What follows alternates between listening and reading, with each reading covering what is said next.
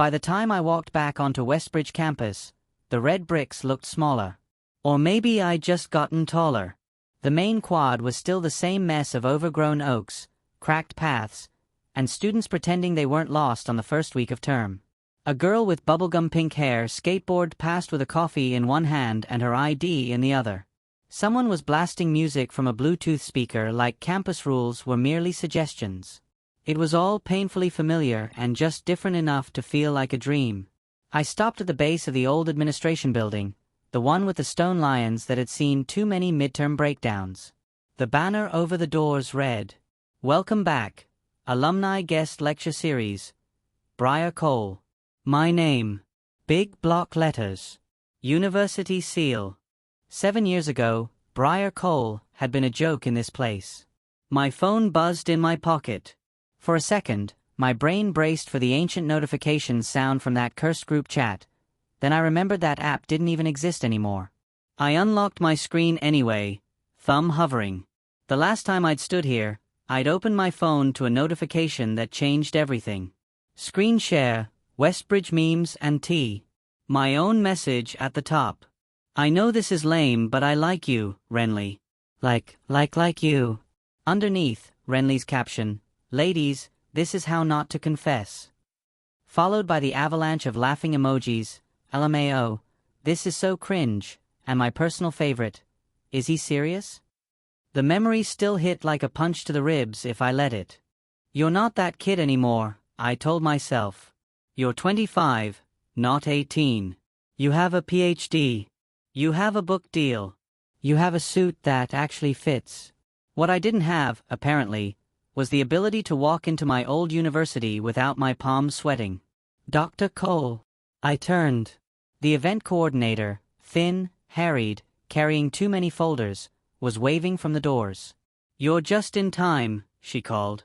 "Auditorium's packed. They've been posting about you on the student forum all week." That pulled a half smile out of me. High school me would have killed to hear, "They've been posting about you," and not have it followed by some humiliation. I followed her through the hall and into the main auditorium. The seats rose in steep rows, a sea of faces, phones pointed toward the stage. A low buzz ran through the room. When they saw me, it rose like the start of a tide. I took the podium. The mic squealed, then fell quiet. "Hey," I said, because there was no way to sound like a serious academic when your stomach was doing cartwheels. "I'm Briar. I used to sit where you're sitting.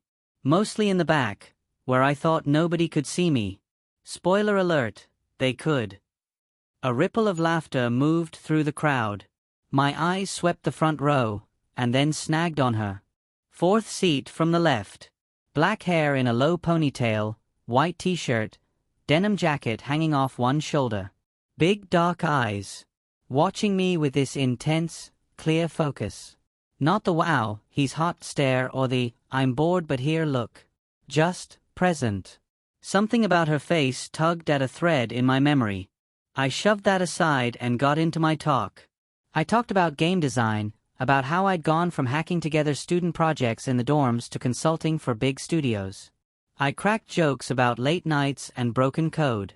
I mentioned getting rejected from internships, staying up to watch YouTube tutorials, getting mocked in group projects, and using that anger as fuel. None of it was about Renley.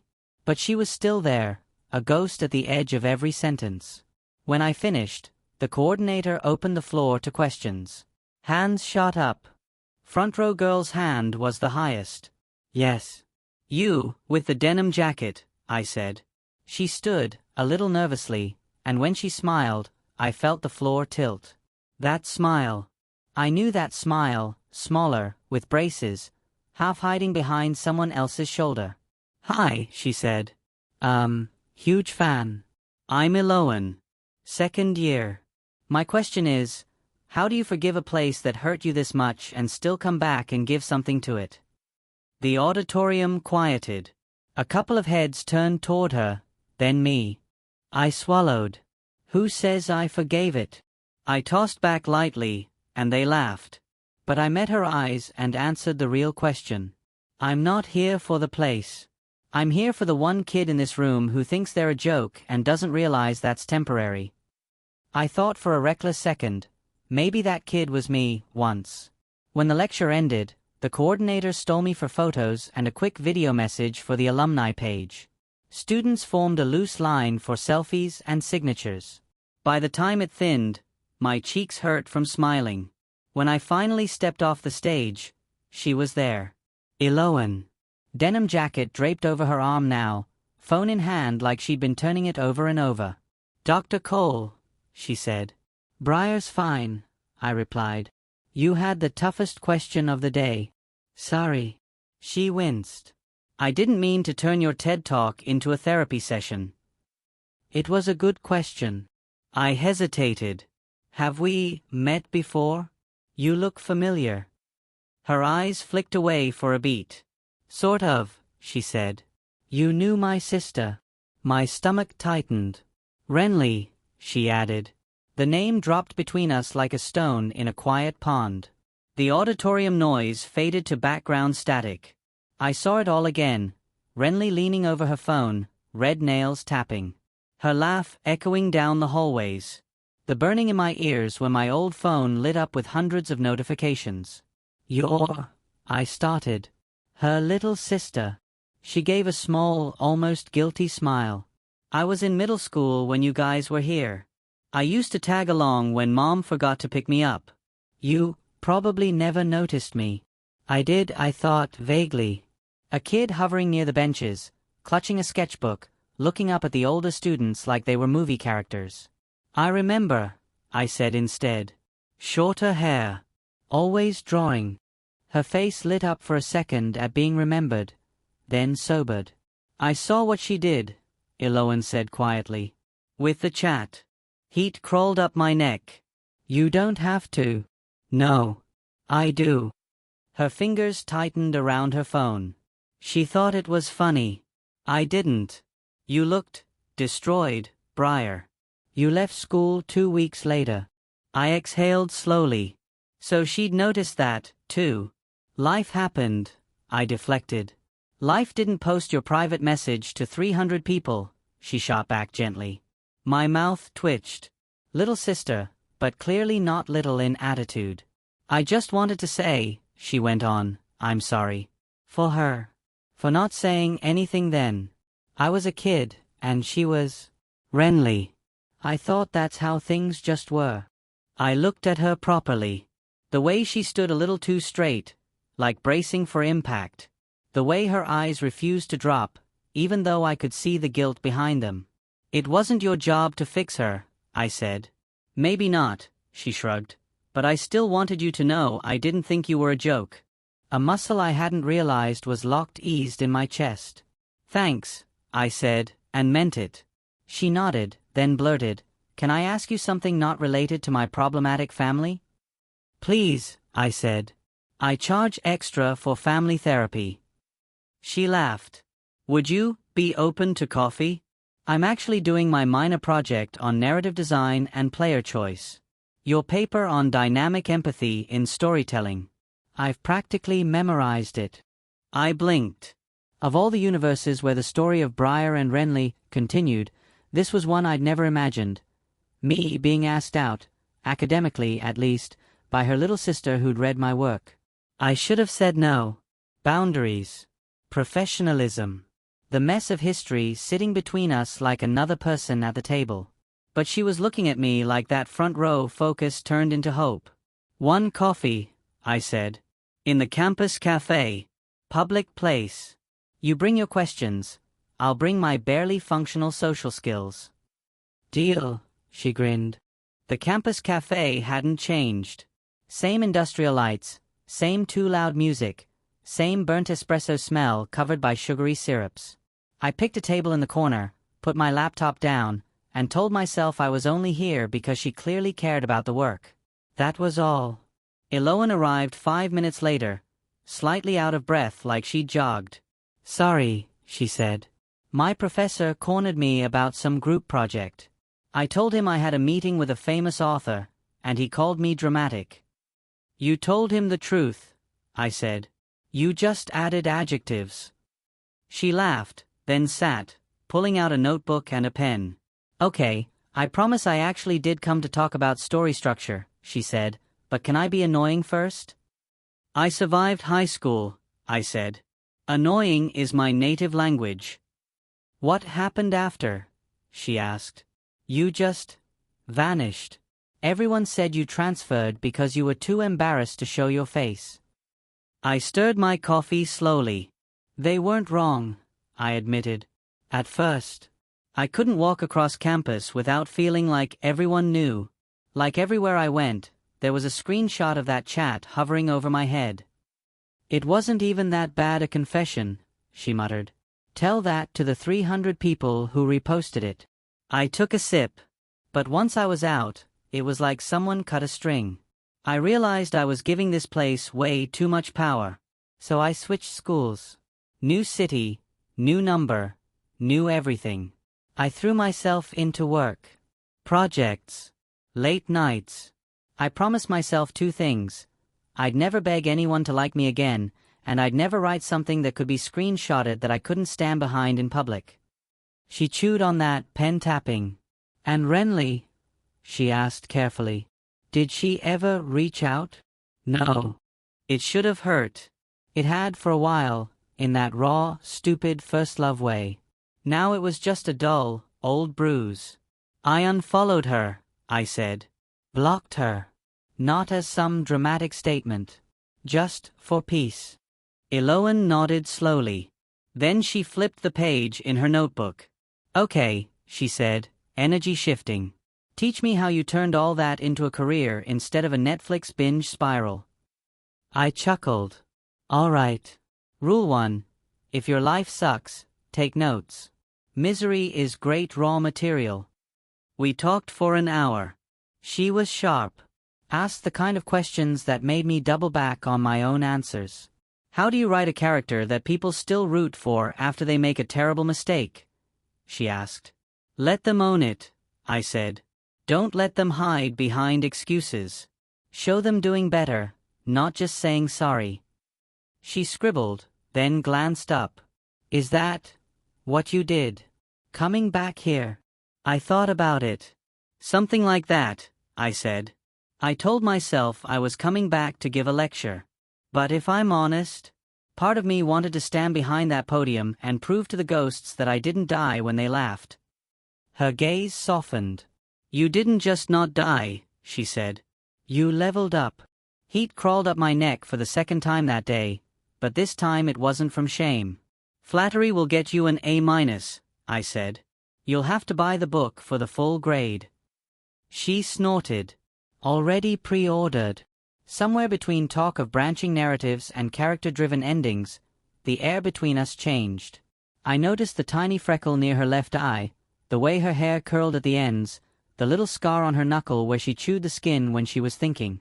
Dangerous territory, my brain warned. You are not falling for Renley's sister.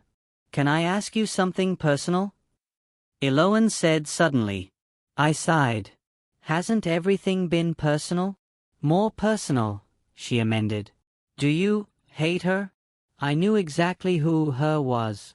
I don't spend my time feeling much of anything about her, I said slowly. That's the point. Hating somebody still ties you to them. It's like living in a group chat you can't leave. I closed it. But if she walked in right now? Elowen pressed. I thought about it. Really thought about it. I'd probably just nod, I said, and walk the other way. Before she could respond, the cafe door chimed. Elowen's eyes flicked to the entrance, and widened. I really have to stop saying things out loud, I muttered. Because there, in a tight blazer and heels too high for this campus, was Renley. Older, obviously. A little more refined. Same dark hair, now cut to her shoulders in a careful wave. Same eyes, same mouth that had once curved around. Is he serious? She hadn't seen us yet. She was scanning the room, phone in hand, slight crease between her brows. Please tell me she's just a hallucination, I said under my breath. She works in PR now, Elowen whispered back. They invited her to the alumni mixer tonight. I didn't think she'd come to the cafe. Renley's gaze landed on Elowen first. Family radar. Then it slid to me. For a moment, her expression didn't change. Then her eyes widened, and something unreadable flashed across her face. She walked over, heels clicking too loud on the cheap floor. "Elowen," she said. "You didn't tell me you were having coffee with—" Her eyes moved to me. "Briar." I stood automatically. Old habits. "Hi, Renley." Up close, I could see the faint lines at the corners of her eyes, the slightly forced brightness in her smile. "Wow," she said, looking me up and down. "You look different." 7 years will do that, I replied. "That and a bestseller," Elowen muttered, not quite under her breath. Renley shot her a quick glance, then turned back to me. "I saw the posters," she said. "Guest lecture. Congratulations. You always were a writer." The last time she'd said, "You always were" to me, it ended with pathetic. I gave a non-committal shrug. "Thanks." An awkward, heavy silence settled. I could feel Elowen vibrating next to me with words she wanted to say. Renley huffed out a breath that was almost a laugh. "Well, about whatever happened. Briar, Don't," Elowen cut in sharply. Renley blinked. "Excuse me." "You're going to say you were young," Elowen said, voice low but steady. "That you didn't realize how mean it was. That social media was different then, that everyone was posting private stuff." "Elowen," Renley warned. "No," Elowen said. "You humiliated him. On purpose. You saw how red his face got. You saw him stop coming to campus. And you never once took it down or said anything. You just let it be another joke. You don't get to rewrite that like it was a noops moment." Every eye in a 3-table radius had turned our way. I should have said something. Diffused it. Changed the subject. But a part of me, the 18-year-old who'd wanted somebody, anybody, to say what Elowen was saying, stayed quiet. Renley's jaw tightened. "I didn't come here to fight with you," she said to her sister. Then to me, "Look, Briar, I'm not here to grovel in a cafe. We all did stupid things in college. I just wanted to say, I'm glad you're doing well." It was so perfectly PR it might as well have come with a press release. "Thanks," I said. "I'm glad you're alive." She gave a short, humorless laugh. High praise. Her gaze dropped to Elowen's notebook, my name scribbled in the margins. "So, you're a fan." "Of him, yeah," Elowen said. "Of you?" "Not lately." Renley's mouth pressed into a thin line. "Well," she said. "Enjoy your coffee. I'll see you at dinner, Elowen. Dad's expecting you." She turned and walked out, posture stiff. The door closed behind her. The cafe buzz slowly resumed. "Sorry," Elowen muttered, sinking back into her seat. "I didn't mean to turn this into a reality show." "You were fierce," I said. "She always gets away with it," Elowen said, voice tight. "She posts, she laughs, she moves on. Nobody ever tells her it's not okay. I'm tired of it." I studied her. The way her hands shook slightly from the adrenaline. The defensive tilt of her chin. "You know that made it harder for her to apologize, right?" I said. "I don't care," Elowen shot back. "I do," I said quietly. She looked at me, surprised. "I don't need her apology anymore," I said. "I needed it back then.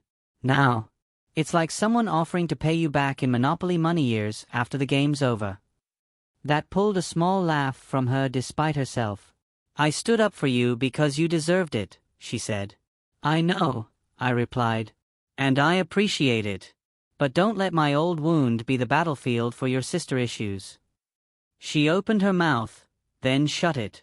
"That was annoyingly wise," she said finally. "I'm a guest lecturer." I tapped my temple. "We say one wise thing a semester." The tension drained a little. She toyed with her coffee cup. "So," she said, after a beat, "now that you've had a live-action reunion episode with your high school crush, Where does that leave you? In desperate need of stronger coffee, I said. She rolled her eyes. Emotionally, Briar. I leaned back in my chair, thinking. You know what the funny thing is? I said. The whole time she was standing there, I was waiting for my chest to get tight. For my hands to shake. Like before. But it didn't happen. I just saw someone I used to know. And her little sister who reads your papers, Elowen added, almost shyly. And her little sister, I agreed. The air shifted again, thinner and charged. Speaking of that little sister, she said, eyes dropping to her notebook. Can I confess something that isn't getting screenshotted this time? I raised a brow. As long as it's not about starting a hate club in my honor. She took a breath. I liked you, she said. Back then. Tiny, dumb middle school crush. Whatever. You used to help me pick up my pencils when the wind knocked them off the bench. You'd ask what I was drawing. You'd talk to me like I was a person and not just Renley's kid sister. And then she posted your chat and everyone laughed, and I watched you die inside. It killed the crush for a bit. But it didn't kill the part of me that thought, if someone like him can get laughed at for being honest, what chance do I have? My throat went dry. Elowen, I said softly. I'm not telling you this so you'll, sweep me off my feet in the campus cafe, she rushed on, cheeks flushing. I know there's a gap, I know your history with my sister is a mess. I know you live in another city now. I wanted you to know that not everyone saw you as a joke back then. And now that I'm old enough not to be creepy about it, yeah, I like you. The you now. The you who came back here without flinching. The you who turned a humiliation into a story that helps people. Something in my chest cracked open. I'd spent so long defining myself in opposition to that old pain. I'll show them, I'll succeed, I'll never be that idiot again. That I'd never considered the possibility that, even in that worst moment, somebody had been quietly on my side. You picked the most chaotic possible person to like, I managed. Story of my life, she said weakly. I reached across the table, covering her restless hand with mine. That, I said, is the kindest confession I've ever gotten. Her eyes met mine, hopeful and unsure. And? She whispered. And I'm not going to pretend I didn't feel something when you walked into that lecture hall, I said. Or when you grilled me about forgiveness. You're annoying, opinionated, overshares, she offered. Brave, I finished. Sharp. You remind me of who I wanted to be at your age. She smiled, small and real. So that's a no? That's a not today, I said. I don't want you to be some weird sequel to an old story I outgrew. You deserve your own script. Not just Renley's sister dates Renley's crush. She groaned. Trust the writer to ruin the trope. But, I added, squeezing her hand before I let go, I also don't want to pretend I'm not curious what a story with you at the center looks like. Her eyes lit up. So what? She asked. Stay in touch? Talk about narrative arcs and trauma bonds over Zoom. I shrugged. We start with emails. No screenshots. Old school. You send me your project drafts. I send you notes. We see if we still like each other when you realize I'm actually a huge nerd who uses color-coded spreadsheets for plot points. She laughed through a suspicious shine in her eyes. And maybe, I said, next time I'm in town, we get coffee that isn't in a cafe haunted by my teenage ghost. She bit her lip, nodding. I can work with that. We stood. Outside, the late afternoon light had turned the quad gold. Students milled around, laughing, scrolling, living their small tragedies and small miracles. As we stepped out, my phone buzzed with a notification from an ancient, barely used alumni Facebook group. Someone had posted a throwback from Westbridge memes and tea.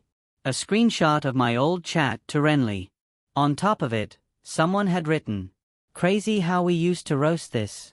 Dude's a NYT bestseller now. Elowen glanced at my phone, then at me. You want me to roast whoever posted that? She asked. I looked at it for a long second, at my desperate, clumsy teenage words frozen in blue. Then I hit close. Nah, I said. Let them keep the meme. I'm working on a new story. Beside me, Elowen smiled. Good, she said. This time, I'm in it from chapter 1.